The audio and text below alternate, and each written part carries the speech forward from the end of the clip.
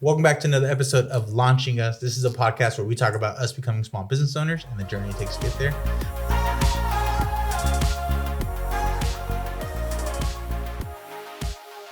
Today we have a really cool guest, Jeff, owner of Milestone Events. And so I met him maybe a month and a half now. Almost about 2 months, month and a half. We were doing a wedding. He was running the whole events and doing all the stuff there. And he did an amazing job. Thank you. That I started following him. I started following his personal page, and I was like, I gotta get to know this guy.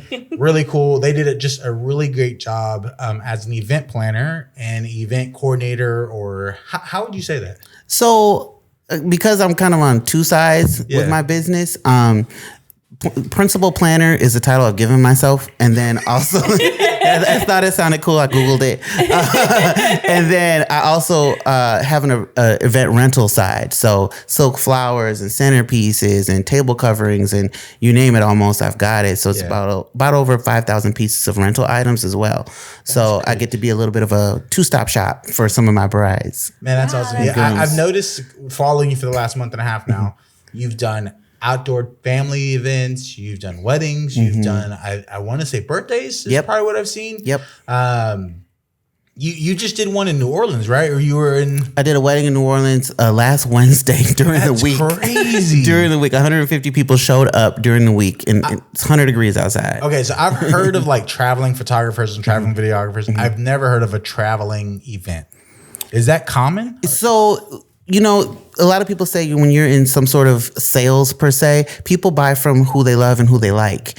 So in this sense, I built a rapport with this bride, and she trusted me. And when you trust someone, you'll pay, to have that level of trust and to have everything just at ease. On your day. And so she was like, I want you here, and I'll do what it takes to get you here. And so I third party rentals in once I'm in another city, and then I go back home to Milwaukee as well and do, for free for family, for my family. I just did my grandmother's 80th birthday, in a park. And so I just couldn't do it simple.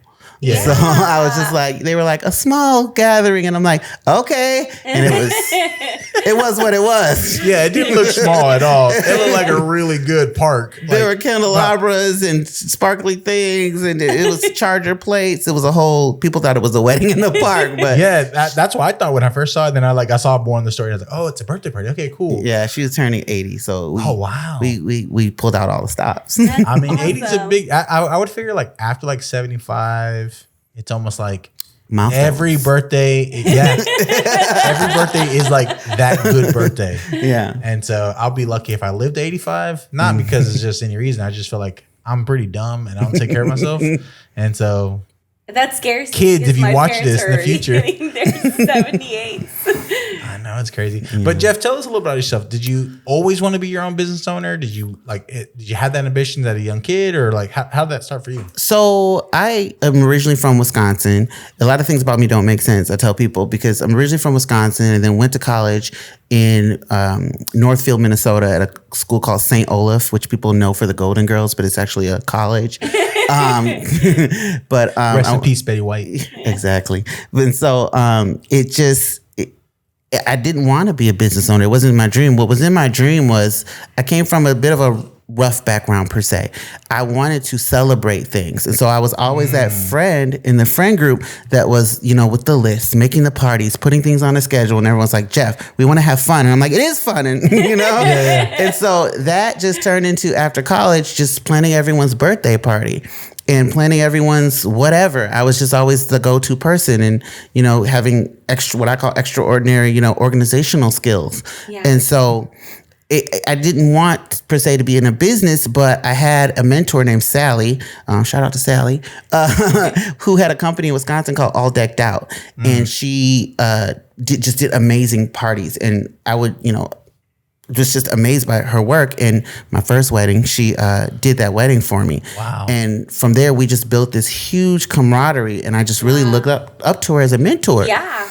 And so from there, it was just like, oh, one day I would love to do weddings. I would love to do parties. I would love to do something. But I never acted on it. Yeah. And I've been in property management since 2002 and managing homes. And right now I manage a gigantic property not too far from the Houston Medical Center. Wow. And it's nice, and it pays the bills and things of that nature, but it wasn't my passion. And so when the pandemic came, I'd been speaking to Sally, and she'd talk about, she'd been in business like 30 some odd years. And she was just like, Jeff, you need to do this. And friends were like, you need to do this. And so before I moved back down here, it's a whole thing, but I moved back down here like 2 or 3 times to Houston. And I finally said, that's it. I love Houston. I love the food. I love the culture. The weather's great. The last winter in Minneapolis. That's probably the first time I've heard the weather's great, but okay. It was negative 25 last No, in comparison. In Minneapolis, the last time I moved. So it's like, no more winters. I'm setting some roots down. Yeah. And then the pandemic came. And so you moved down right before the pandemic. About... Sort of. Yeah. About a year before the pandemic was my second time moving to Houston. And so I was just like, I'm planting roots, and I want to do this. I want to be here. And so I got a promotion, and work was great, but something was missing. Yeah. And so the pandemic came, and I was experiencing a little bit of burnout at work.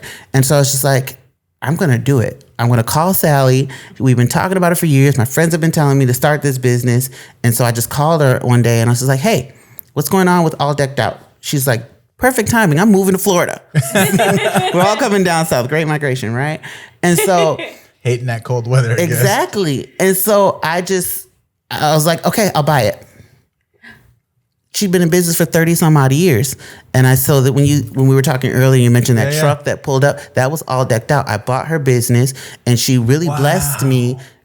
I mean, I wouldn't be, the things I have in my inventory right now, it would have taken me a lifetime to get. Yeah. I got it overnight.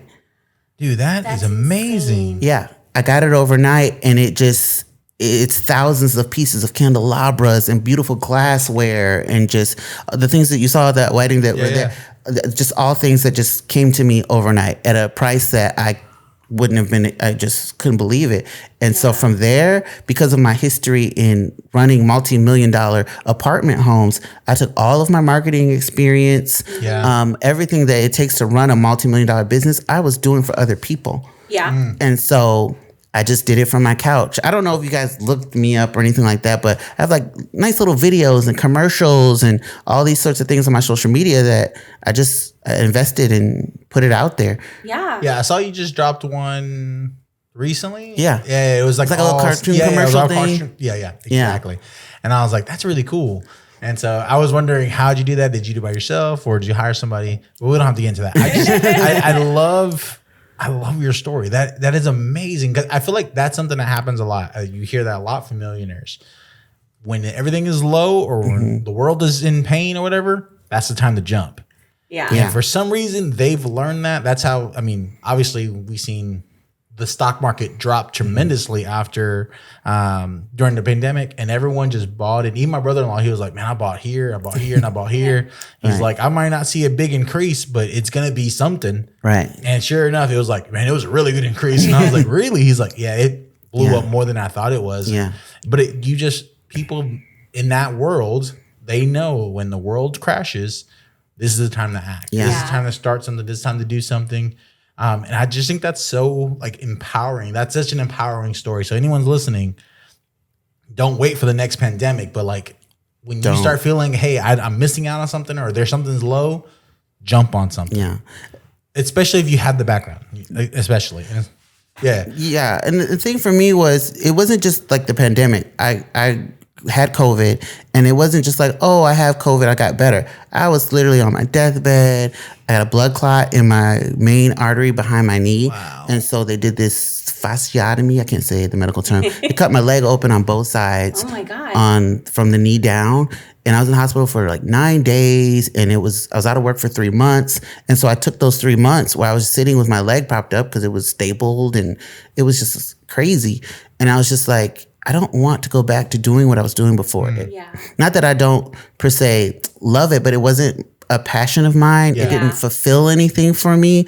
And it was just like, I've been doing this since 2002. I climbed that ladder per se. And I was just like, I want to do something for me. And to have a blessing like that with my inventory just show up, I was just like, I have to have to do it. And so I started just posting on Instagram. I don't have family here in Houston and didn't have many close. So not like a circle of influence at all. At all. My first client came from an Instagram post. Wow. Yeah, and it was at the Crystal Beach, the house where I met you. I did a wedding. That was my first wedding there. That was my first client. And from there, I did 3 other weddings as referrals from that bride. And from there, it's just grown. And it's been incredible. It's been incredible. Yeah. If you treat people well and you honor the service that you're doing for them, they will reward you with referrals. Wow. Yeah. What would you say would be like the biggest lesson you've learned in this season? Ooh, there's been so many. In the words, can I say Oprah? Of course. In the words of Oprah, I've had. It's like Candyman. If you say it 3 times, she appears. Right. I would say her name all the time. Right. She'll just drop money on us. But in the words of Oprah, I've had so many aha moments, like I can't even count, of just the lessons that I've learned. And there's just been so many. I would definitely say that follow-up is key, that I've learned in running my business, which I already did at work, but just knowing that people out there want a response. There's so many other businesses that just aren't even following up with people. Managing your time well is a big thing. I always say to be on time is to be late. That is something I live by. I tell all my bridal parties that. I'm like, the day's not about you, it's about the bride. To be on time is to be late. There's just been so many aha moments, but I would say one of the biggest ones is I would have started sooner. I would have listened to all the little nuggets that my friends were dropping. Yeah. They were like, you need to do this, you need to do it. And I would have done it sooner. Yeah. I think that's something that we've talked about a lot too, is like, we wish we would have done it sooner. Mm-hmm. But the thing that I had to tell myself now and appreciate is that I wasn't ready. Wasn't ready. Yeah. Mentally, I wasn't ready. Yeah. I wasn't at that moment. Like I've been trying all year. I've been trying to get back into shape. I'm not happy. I'm happy because I get to eat whatever I want. Sorry, we have great food in Texas, and so but yeah, I've been wanting to do it. I'm like, I need to do it. But it's like mentally, something in my head's like, it keeps stopping me. Mm-hmm. And I remember years ago, before we had kids, I lost a lot of weight and I was in shape. And so the kids, if you watch this in the future, you're the reason I got fat again. But I do remember like something just clicked, and I was like, I'm getting in shape. And I've lost nearly almost 100 pounds. Wow, I was congratulations. the lightest I've ever been. I was running like 5 miles, like nothing. It was amazing. And then we had 2 kids. He almost had abs too. I had ab. And so we had our 2 kids. We decided to move to Washington State. And through all that time of just traveling and all that stuff, I just let go and been eating. But like there was something that just triggered, and I couldn't be stopped. And I think it's the same way for like when you're a business owner or you're having that, like, I want something. I know I'm missing something in my life. And as soon as that switch hits, it's just like, I'm not stopping. Yeah. And nothing's going to stop me because I know what I want to get to. Yeah. And I find that very, very empowering, especially for small business owners. I hate the word small business owners because we have big. you're not small. Money. But it's just like you don't have that 100 employees or whatever. So that's why I think of like small business owners. But like you're really empowered to do so much more. It's like no one's going to stop you. And then I forgot what I was listening to. I listened to a lot of like Warren Buffett stuff. And that's what he was saying. Like when you're so, what's the word? When you're passionate about your business, there's no stress. Yeah. There's no like, I'm stressed out about something. But when you're not passionate about it, everything's stressful. Yeah. So I appreciate everything you just said, because it's like when you're walking in your talent, walking and performing in kind of what I believe is like your destiny, there's just this energy, there's this forward kind of centrifugal motion that's always happening. And what happens for me in that example is like, I used to back in the day watch like award shows and they'd show behind the scenes, and when those artists would come off, you can't turn it off. And that's how I feel after the weddings. Like I go home, I'm laying down, I can't like lay down. Like my energy is so just still going. It's so up because it just gives me this high that it takes me a while to come down off of the events because I'm so excited to be there. I'm so just I don't know what to do. Like I'm almost like shaking. I'm just like, oh, I can't, which is probably why if you saw me that day, I'm just like, Yeah, I mean, you It's guys just- were still going from the last moment. I was like, dude, how are you doing? I mean, I saw some of your team like in the room, like laying down, trying to take a nap, and you're just still like everywhere. And I'm just like, man, I throw on my compression socks and I go. I need a pair of those for the next time I show up. But I think it's so cool. Like, I know for me, one of the reasons I got into wedding stuff is that when we got married, I had a friend help us do a wedding video, and then we lost it. Oh, Yeah. I mean, I've tried, I think almost every 5 years, I like message him and like, hey man, do you think you might have it on some hard drive? He's like, no, I don't have it. And so on our 10-year anniversary, I for like a month and a half, I messaged him. I was like, could it be here? Could it be there? Could it be that? He posted on Facebook and I just never downloaded it. I even pulled up her old laptop, this old Dell that she had when we first got married. And I grabbed the hard drive and I like found a way to try to get into it and like look into it. Couldn't find it. I went to all my old files. I went through all my old hard drives. I went to everything I possibly could go through, plus having him go through his whole computer and hard drives.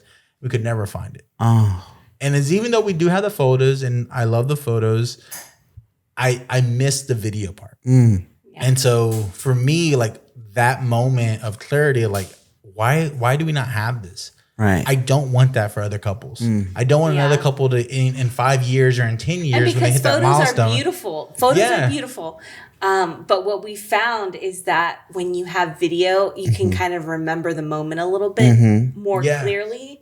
Well, you start, I mean, what is it? Smells bring back memory. I think it's the same thing. When you start hearing people laugh or you start seeing their voices or whatever it is, like, it's like, oh, I remember, that happened and that happened.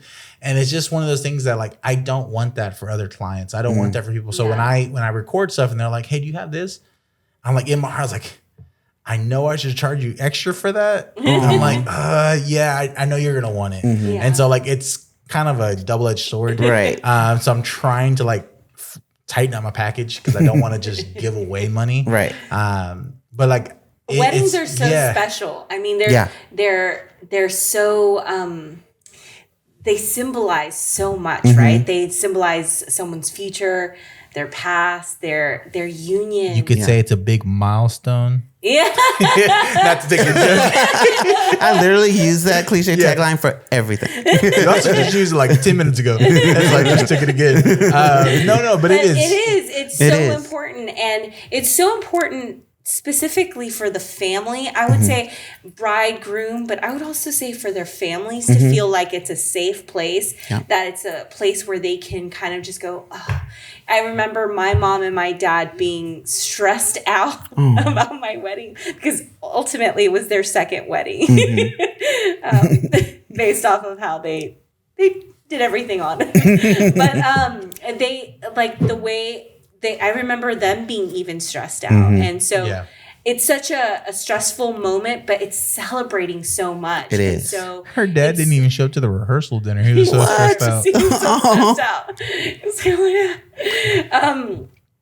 I'm sorry, I threw you off. I knew you were in the zone. I threw you off completely. I'm sorry. But it's such a stressful moment, but it's significant. It's so significant for this couple and for their families that are intertwining in this union. So it really does matter, and the way we as vendors treat them and how we help execute that day is extremely also important. Like even if it isn't our job to like, see a puddle and wipe it up, like it is our job because we're there for the bride and groom for that day, their families that day. And so I think that so reflects in how, at least I know we, and I'm sure you, I take from experience. Yes. Take weddings so seriously and the love that's expressed I think during it's that important for vendors of all types, from catering to I'm trying to think of everything else, but there's so many vendors in a wedding that could be or depending on the level of wedding, that it matters so much to take care of those clients. Not just because they're paying you or anything like that. It is their special day. It means a lot to them. And I think that's what makes it like a customer service type of job. But to me, it's more than just that. It's the helping them remember that day. Here's another question, because I know we kind of went all on weddings real quick. What has been some challenges that you face? For me right now, it's separating the 9 to 5 with Milestone. That's the biggest challenge because I'm still working and managing 14 people at work right now. Yeah. And I'm, getting off at 6 or 7. I'd commute an hour up to the north side in traffic. And then I go home, open my laptop, and I'm working until 3, 4 at night. And it's being able to unplug. But I view it as an investment. My time is an investment. Yeah. And so I see, what the future of Milestone can be. And so with that, I keep going, but sometimes it's like I have to remember, like, okay, Jeff, you need to take off this hat and maybe, chill, relax a little bit. But I just feel like it's so worth the investment. And I know that my ROI, my return on my investment, it'll be worth it. Yeah. And so that's been a big one. And another one is just actually this right here. I appreciate you guys because I right now people don't know the face of Milestone. Like I don't have my face anywhere on my company. And I know that right now people want to put a face with a name. Yeah. That's huge.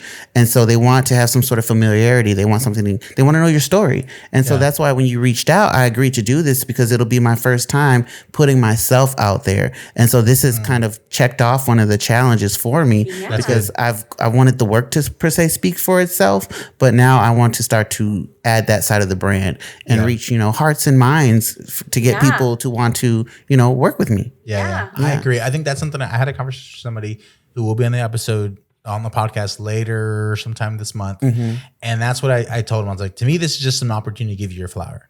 Like that's all it is. Just here's a moment. Here's your platform. Here's your stage. Or I'm sharing my stage with you. Mm-hmm. Talk about your business. Mm-hmm. And because I've talked to you or because I've seen you on Instagram or whatever, I'm impressed by what you do. And so like to me, that's like you getting asked to be on a podcast. Not that I'm a big podcast like Joe Rogan or somebody. It's just anybody to say, hey, I want to talk to you about your business. That's a big thing.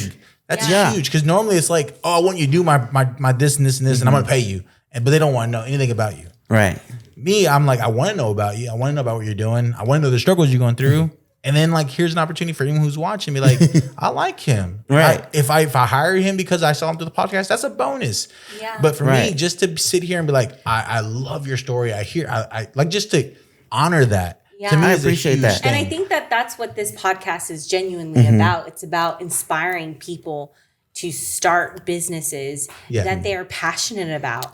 And what better way than to bring on people who are passionate like you about what you're doing.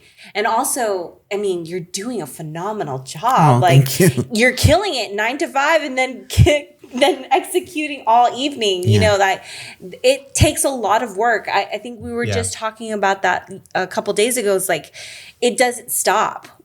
As business owners, we just keep going and we keep going and we keep going. And there's a lot of fear. There's a lot of things that play into things like we make mistakes and then we make more mistakes. And then we just have to keep going and pushing through the pressure. Right. And so, I think that's what this podcast is about, and it's awesome to have someone like you who has a 9 to 5, who's slowly kind of like building, but you're doing such a great job with such integrity that's pretty cool. Like, it's pretty awesome. Honestly, I thought you quit. Like I know I know you didn't hear this. I didn't hear that in the story, but I was like, the amount of work you're doing and what I'm seeing on social media, at least. I'm like, man, this dude's working. Like everybody thought that. And my family and my friends are like, you don't work there anymore. I'm like, I still work every day. They're like, you had like 3 parties. I'm like, not yet, until I can fully walk away and have that nest egg ready to go. Like I want to be very smart about it. And so until I can have that all ready to go, it's just, but I look like $1 million business online. There you go. but I spent all that time during those 3 months with my leg up. I was like, I want to get my marketing right. I want my branding to look right. I want my website to be ready. I want videos. So that when this time comes, when I'm ready to walk away, all that will be just auto and it's ready to go. And so I've spent a lot of time just researching, reading books, watching YouTube, how to do certain things and how to get a business phone. YouTube all is sorts amazing. Of things. Yeah. The things you can learn. Yeah. I keep telling people, I'm like, you want to start a business? You don't know how to do marketing? Go on YouTube. Yeah. There's people who will specifically teach you how to do everything. For Facebook. And then there's other people, only Instagram. There's another YouTuber who teaches you nothing but TikTok. Go to all of them. The thing for me, The perfect example of that is that I had a lot of brides who wanted flowers. I'm not a florist, okay? But I went on YouTube to learn how to make silk arrangements. So that wedding we were at, I made all those silk arrangements the night before. Dang. Yeah, because I was just like, okay, YouTube, show me what you got. And so I went out, I was just like, whoosh, whoosh, whoosh, and it looked amazing. And people were like, you made these? I'm like, yeah, I did. No wonder you wanted photos of the and that wedding was going like obviously because it was a ferry to get there unless you went all the long way around. They showed up late and like a lot of that stuff was just like I'm trying to like get the family okay, like everything's fine, everything. And so a lot of those things I forgot to get, which is normally like at a traditional event that's on the mainland. All those things are normal. Photo of this, video that, those are all things that are normal. So when you were like asking me, I was like, do I have it? I don't know if I have it. And so it's pretty nuts. So my question to you would be, what advice would you give to someone who's looking to enter the field that you have, like the event planning and the items that you own that you rent to brides and for parties? What would you get? What advice would you give someone? Quite a few things I would say is first would be don't be intimidated by what's out there. Houston is a gigantic city, like fourth largest in the country. And so I was even myself intimidated to just even start. I'm like, oh, you get on Instagram or Pinterest and you see people doing things and you can kind of become a self-saboteur. Yeah. Your inner self-saboteur starts speaking to you and you listen to that little voice that says, well, everyone else is doing it or no one will book with me. Don't listen to it. Just do it. Hone your skills, invest in yourself and start. Pizza Hut isn't the only place serving pizza. Oh my God. It's not even that good. That's so good. There's this, and I stole that from a blog, Funky.Eva. He's a YouTuber, but it's just like Burger King isn't the only place flipping burgers. So find out what you're really unique at and just start somewhere and get a mentor. I mean, that was my biggest thing is having a mentor and that believed in me and trusted in me and picking up nuggets here and there. And then eventually I just started. And when the time is right, you'll know. And then also just don't get discouraged because you get those moments where you're like, am I doing the right thing? Is this worth it? If I invested too much money in this, like you'll know. And you have to listen to that voice that's reassuring and surround yourself with people that believe in your dream as well and that are positive influencers on your dream. Yeah. That's good. Those are a lot of things that when we first started the podcast, those are the first few episodes we talked about. That was kind of like our aha moments were kind of very similar to those, especially like the people that we surrounding yourself ourselves with good people, finding new books, something to educate yourself on. Because I feel like that's something that we've learned is that the more you educate yourself in it, the more you feel like an expert. So when you're like, hey, do you think you can do this? Yeah.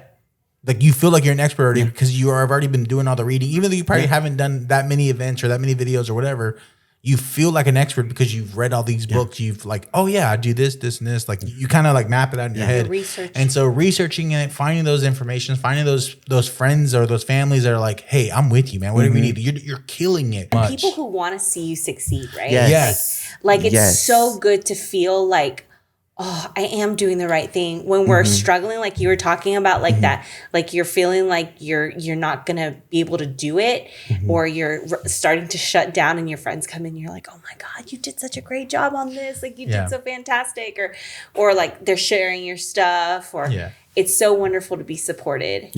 So, I think that's something I just saw. I'm a big fan of the Wayans brothers. I love them since The Living Color. I love all their old school 80 movies. Gonna Get You Suckered. I mean, I love all their stuff. And so Marlon, I think he was on the Breakfast Club a while back. And he said, I'm not the friend that's him go out to party with you. He said, I'm not that friend. Don't say, hey, let's go party. He's like, I'm busy. But I am the friend that when you're down, I'm gonna call you. What's up? How you doing? And I saw it and I just like rewatched it over and over. I was like, that's such a powerful thing. Like I want friends that are being like, hey, I'm behind you. I'm with you. If you don't want to pay for a package or whatever, you don't want to hire me, I'm cool with that. But when you see me down, come hit me up. And I think to me that's a huge thing. And so I really like this episode. I'm really gonna I think watching it again because we watch it every Friday. Nice. That's how the view starts going up because we watch it. And so like rewatching and hearing your story, like I don't think it's sunk into my head fully that you did this after an operation. Yeah. In the middle of the pandemic. In the middle of a pandemic. I was sitting at home and my legs up. I had a scooter and a boo. And then staples, it was like 136 staples in that leg. And I was just like, I can't go back to what I was doing. I want more. I need more. And I want, to be able to be my own boss. Yeah. And to be able to, make my own rules and go on vacation when I want and things of that nature. And so many people, I don't have a support system per se here, just me and my partner, but I felt it through people through Facebook and Messenger and calling me, and they're like, do it. Yeah. And so it worked. And so, Well, you now have a support group here. We're appreciate we you want to guys. see Milestone succeed to a whole new level. I mean, if you are traveling all over doing all these weddings or events, Yeah. Thank from you guys. us right here. I And appreciate it. We're Thank excited. you so much. Thank you so much for being on that podcast today. I think it's a good story for anyone who's watching or listening. Take the jump sometimes. Yeah. Even when it's scary and Even you when it's have scary. staples in You your got legs staples in your legs. in the middle of a pandemic. Do it. But do it and hustle even while having a full-time job. Yeah. Like right now, you and I, we both have a full-time job. We're still doing a lot of stuff. We still have responsibilities. And I'm not downgrading my work level because of that. No. I'm just working that much harder every other day. I get that. Every other Well, you know what I mean? Like I'm working hard. Like what was it? A couple nights ago, I'm sitting on the couch and I'm like having my computer on my stomach and I'm just like editing a video. There's things that we have to do, and I'm all about moving that needle, and I'm okay with maybe not getting that much sleep right now. I'll sleep in heaven. Yeah. Sleep. What is that right now? Or sleep when I'm able to afford that vacation to Fiji. That's when I'll sleep. No, but I'm super excited. I think this is going to be a good episode. And so if you're watching this, I hope you hit that like button, hit that subscribe button.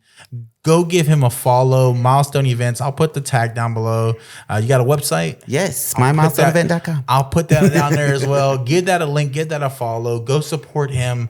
Let's see him. Hopefully, maybe we'll invite him in a year later, and he's like, "I quit my job, fool. I'm done." Like that'd be amazing. And so, like, we're excited for that. So, if you just thank you so much for listening. Thank you so much for enjoying. Jeff, thank you so much for joining. Thank you for having me. I appreciate both of you. Yeah. Thank you so much. You guys have a good one.